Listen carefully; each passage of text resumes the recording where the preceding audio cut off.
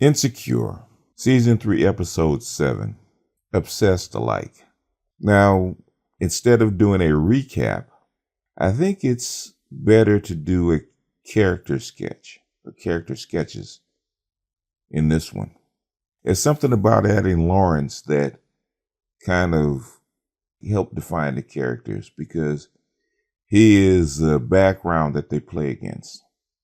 Lawrence, whether we like him or not, is a fairly stable character, which is probably why a lot of black women don't particularly like him, because to black women, boring is stable, or stable is boring. Let's put it that way, which is why they call Lawrence lame, even though he's far from it.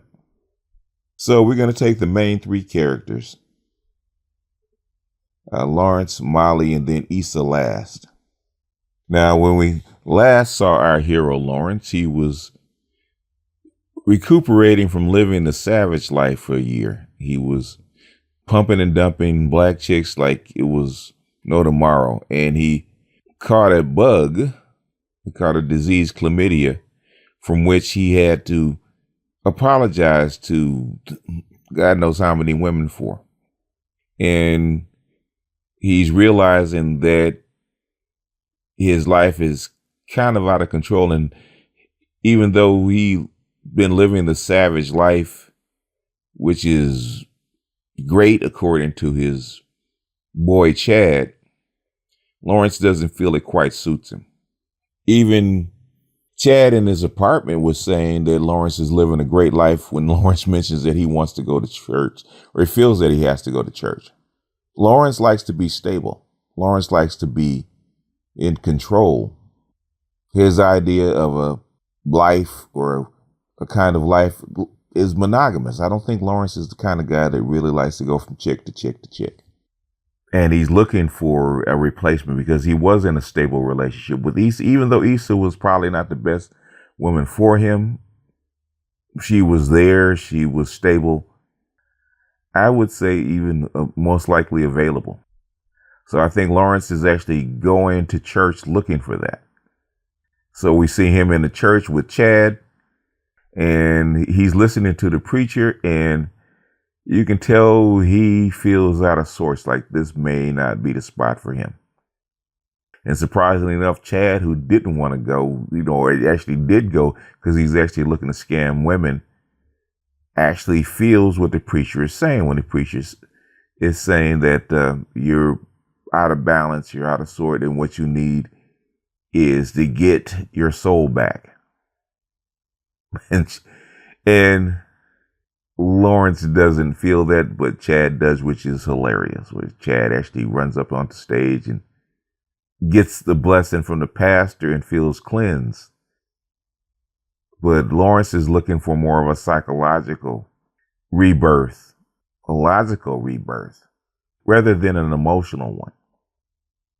Even after church, when he's approached by what we call the church bay, which Chad has pointed out and actually spots Lawrence being in his, giving off his savage vibe, and as actually the radar is actually pulling in chicks, and he talks to Church Bay, but you can tell he's not quite feeling Church Bay, because Church Bay, even though it is in a church, she's picking up that same vibe that he's been on for a year now. And he's curving her because he sees where this is going. In other words, this is not what he wants. Even though he's got his animal vibe going, and could pull a smash and dash on Church Bay because Church Bay's feeling him. You can tell that is, or she is, similar to what he's been going through. Look in her eyes, look at the way she's feeling him, the way that she approached him, which is really interesting because if you notice about Lawrence really never approaches women, or very seldom approaches women. Most of the women that Lawrence gets is women coming towards him. In other words, Lawrence is always the receiver.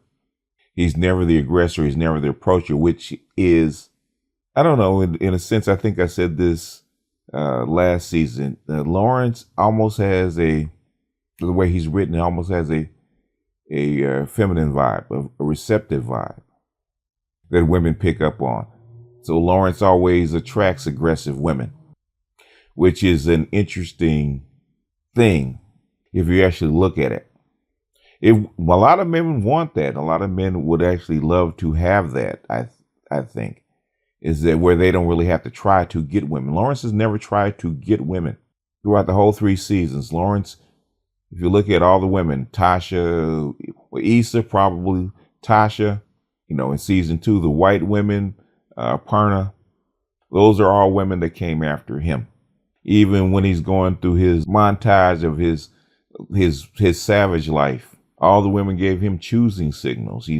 They approached him. He never approached them.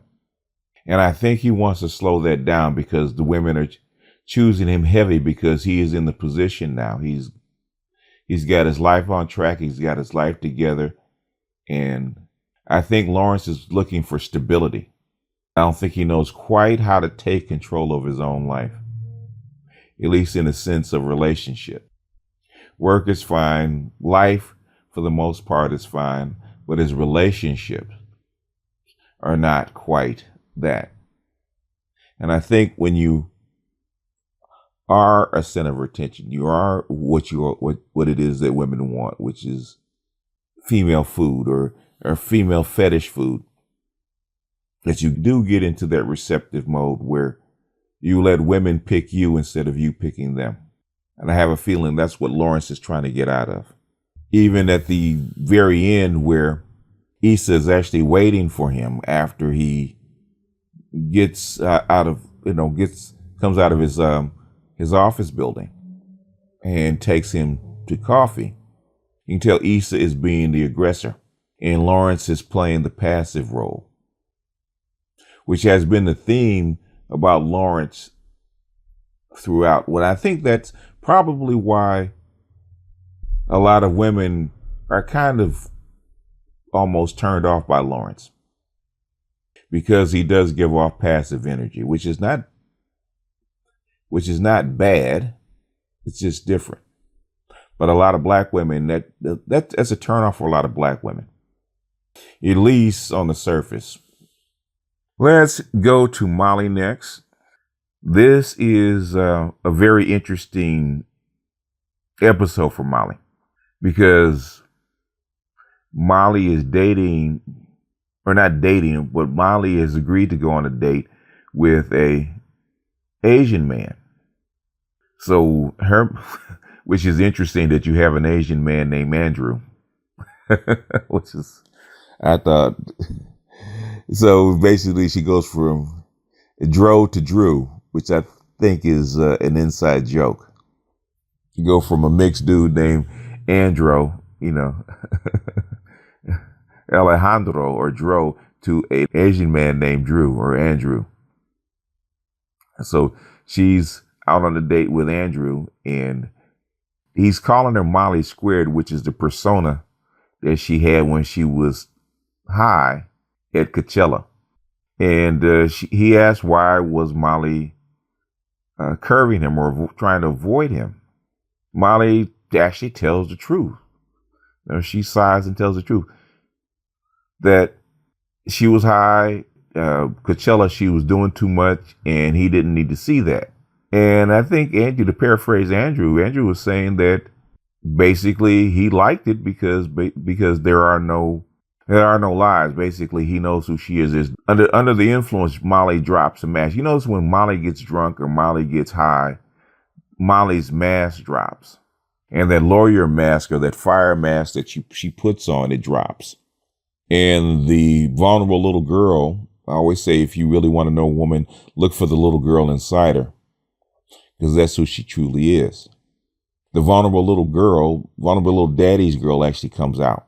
And I think really the real reason that Molly avoided Andrew is not because he was Asian, is because that he's seen the real her. And the only other person that has seen the real her was Dro. And the people that have seen the real Molly can actually hurt Molly. And Molly over the years has built up this thick shell to where she can't be hurt.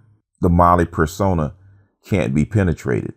Even on the second date, where he meets her at a bar, and he's lightly having banter, and he reminds her of the secrets that she told, that she pretends like she forgets, until the Molly mask digs in at him, and then he reminds her of the stuff that she's done. In other words, she says little digs like, "You're the guy that kissed his best friend's girlfriend.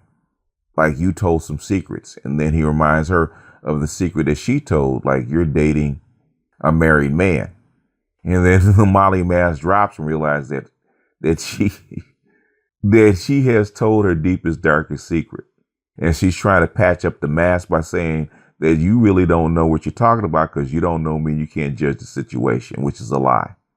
She tries to blame what she did on Dro by saying that he represented the relationship she represented the relationship that it was something that it wasn't. And Andrew laughs and says, "What, a married man lying to another woman to get sex?" Like, chick, that happens every day. And basically, he's judging her, which Molly does not like to be judged. He's judging her by saying, "You're too smart to fall for that one." In other words, don't bullshit me. You did it because you wanted to do it. When he says, "Grime, recognize grime. Nobody's perfect. And your Molly mask, that fire mask, is not fooling me because you've already told me what's underneath." And Molly can't take it. One, Molly can't stand being judged, and Molly can't stand being vulnerable. Molly can't stand being vulnerable. And Molly actually prevents herself from being vulnerable by doing what? Picking unavailable men. Men that really can never be with her. Available men are dangerous to Molly because that makes her vulnerable.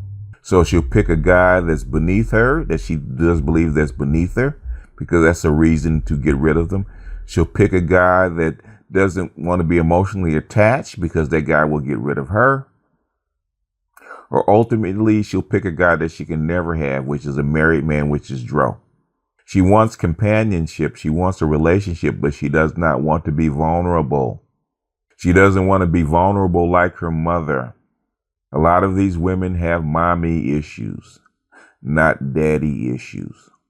So in the scene where basically right after she stabbed Tareen in the back, because the Molly mask has to be her fire self, her aggressive self, we see her and Issa, because Issa's pressed, trying to get into Andrew's house so that she can see whether Nathan is home, because Issa's stressing over Nathan, but we'll get to that in a moment. As Issa's running her caper up in Andrew's room, Nathan's room, trying to find him or find out how to get in contact with him, Molly has to distract Andrew. So that means she has to talk to him. So since Andrew is pissed, he's going to let her have it. He's going to let her know the truth. And something significant that he said, probably the most significant analysis of Molly that I've heard in the 3 seasons. I mean, it basically describes her to the T. When she starts rambling, trying to keep his attention, he says, "The Molly I met, the Molly squared," as she says, under the influence, who was actually telling her life story, telling the truth, telling how sad she was, and the Molly mask, the Molly fire mask, are 2 different Mollys. I mean, not even close. The little girl Molly and the adult Molly are 2 different people, or seemingly 2 different people. And what he's saying is, even though they're 2 different people, he said, are they both this fucked up? And the answer is yes, they are both that fucked up because they're incongruent. Who Molly is inside and who Molly is outside are not compatible. That's why she's on somebody's couch. That's how come her relationships don't work. which is probably why she's Issa's friend. Issa, for better or worse, is who she is, inside and out. Whether she's high, whether she's sober, whether she's in relationship, out of relationship, Issa is who she is. Issa is fucked up, okay? But at least Issa is congruent. Molly is not. Molly has a shell, a facade, a mask. And until Molly can actually bring those two Mollys together and integrate them, Molly's going to remain fucked up. Molly's going to be 60 years old and still fucked up. Molly's insecure for a different reason than Issa is. But I thought Andrew summed her up beautifully in just one sentence, which a lot of women, a lot of black women especially, that are 92 octane and above, this is probably why they like the hood rat. Because the hood rat is who she is. There is no difference when the hood rat is drunk or the hood rat is sober or the hood rat is wherever. There is no mask for the hood rat. The hood rat is just who she is, which the 92 octanes have to wear a mask, which is why they're always in therapy, which is why their relationships are so difficult. They have a hard time integrating the two, because integrating the two takes work. Anyway, let's move on from Molly and let's get to the last character sketch, which is Issa. Regardless of what they have said about Lawrence or anybody else, the real slacker in this whole series is Issa. And Issa is always looking for distraction, not to make herself a better person, but to get her away from her mundane life. We Got Y'all was the fallback because that's her first job out of college that fit her career.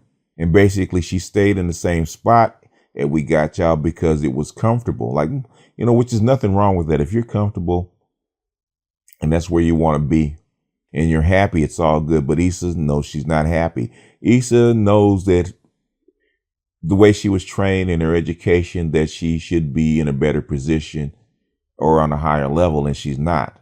She hangs out with her girlfriends that are on a higher level. And her aspirations is to be on that level. But the thing is, she is not ambitious. I mean, internally, she's not ambitious. She's not really a go-getter. So she shoots really, really high to distract her. In other words, the big projects are shot high because it takes her out of her mundane world. In the first season, that object was Daniel, distracted her from her mundane life. In the second season, it was trying to get Lawrence back. She was obsessed with trying to get Lawrence back, even though she had Lawrence in the first season and it wasn't good enough. But all of a sudden, when the second season, when he was gone, she had to chase him. She had to chase around a shiny thing. She had to be distracted because Issa at the end of the day does not like her life. So in the third season, she finds a nice little shiny thing called Nathan, because the other shiny thing didn't work out, which was Daniel. She had Daniel, but once she had Daniel, it wasn't good enough because Daniel couldn't take her away from her mundane life, which is reality. So she left Daniel and found another shiny thing, which is Nathan. And Nathan looks like the perfect little shiny thing to distract her that she can obsess over. He's mysterious. He doesn't have her history. He tells her the right things. And just like that, the little shiny thing is like a little magpie. She can't help but grab at it. And once she grasps at it, because it takes her out of her mundane life, she can't let it go. It's like a drug. So we see her going through her machinations, obsessing over Nathan. Why? Because Uber is becoming boring. Her apartment life being a manager is becoming boring. And she looks around and realizes that she's not living the life that she would like to be.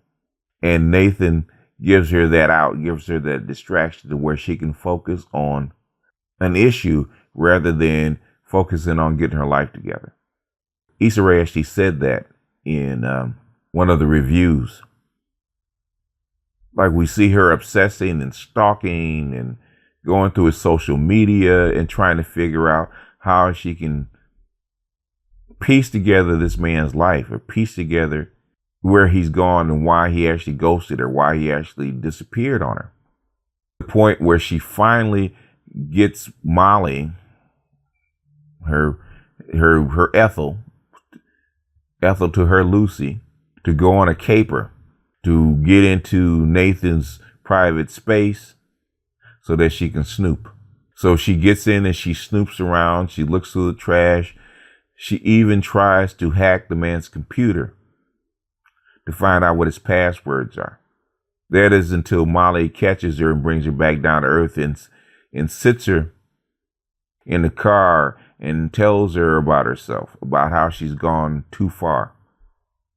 And even at that, Issa's trying to figure out a way to sneak back into Andrew's house so that she can actually hack the computer and continue to snoop. And this is also some of the realest shit that you're going to hear from Insecure that a woman admitted to. And Molly asked her, really, why are you doing this? Is it for sex? Is the dick that bomb? Is it sex? Why are you really obsessing over a guy that you barely know? And she actually, in a moment of clarity, admits why. Nathan is the first guy in a long time that made her feel like she wasn't a fuck up, which Lawrence did the same way, but in a different manner. Nathan was a good looking guy that encouraged her, that could push her and make her feel good and make her feel worthy.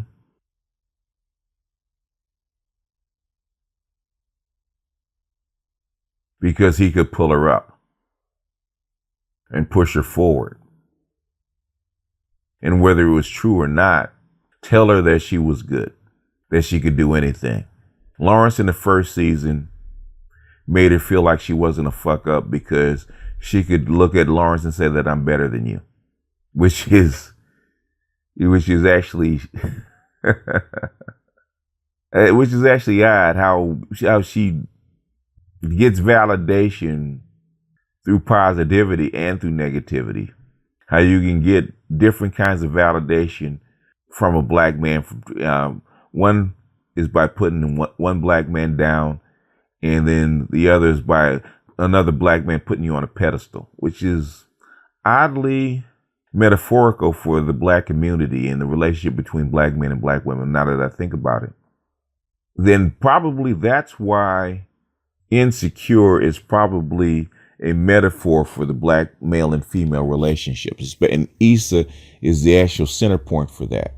Whereas Lawrence is every man, and that's how come a lot of black men identify with Lawrence. I'm not saying all, but most black men identify with Lawrence because Lawrence is the every black man. And I'm starting to see that Issa is the everyday black woman, and how their relationship is actually a metaphor for black relationships in America. When does Issa actually feel good about herself? When she feels that the black man she is with is beneath her, and she's stepping on him and stepping over him. If she's stepping on him, she feels good because stepping on him puts her above him. And on the opposite end, when does a black woman feel good? Is that when a black man is putting her on a pedestal, which I find that interesting. Now, she was never interested in following Lawrence or following Nathan or finding out what Nathan liked, because she still doesn't know what Nathan likes. But she needs Nathan for validation. And you can see in the end, when she can't find Nathan for validation, where does she go? She goes back to Lawrence. But guess what? Lawrence is not in the same position that he was. And her relationship with Lawrence has changed, because now she comes at Lawrence as humble. That before she came at Lawrence like she was superior. Before she came at Lawrence like he was holding her back, that he was the problem. Now, at the end of this episode, she's coming to Lawrence for help, for validation. She's asking for something. She invites him to coffee. She sits down and she wants to have a conversation with him. She's asking him for understanding. She's actually cooperative. And as a metaphor for black men and black women, her being open and cooperative does what? It opens him up. Just like at the party, at the baby shower, she didn't approach him in a hostile, aggressive manner. She was cooperative and open and receptive, and that opened him up. She allowed him to lead.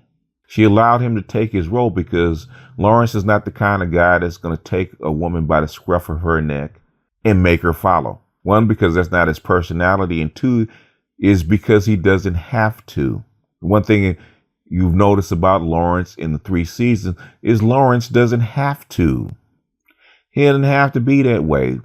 Necessity is the mother of invention. If a man doesn't have to be aggressive, some are born that way. If he has options, then he will not. Lawrence is one of those that will not. He will give you what you want, but the thing is, you have to allow him to do it. And if you don't, he will not be there. Issa got what she wanted, not by being in her masculinity, but by being in her femininity. When Molly was vulnerable with Andrew, Andrew gave her what she wanted. He was leading, he was giving, because Molly was receptive. When Molly turned into the fire Molly and the Molly mask, Andrew fought against it. But that is a metaphor for black women, which is why, even though I don't particularly like Insecure as a series, I like the characters in it in Insecure because they are archetypes for black male and female relationships. But the reason that Lawrence and Issa are such central characters, even more than Molly, even though black women hate it, is because those are archetypes. The relationship between Issa and Lawrence is the relationship between black males and females in America, on screen, where we can actually see it and see how it plays out. Anyway, I think this has gone on long enough, probably well past what I intended. So I'm going to end it here. This is my review of Insecure, Obsessed Like, Season 3, Episode 7. I hope you made it to the end. But this is BGS out, and I'll see you guys on the next one.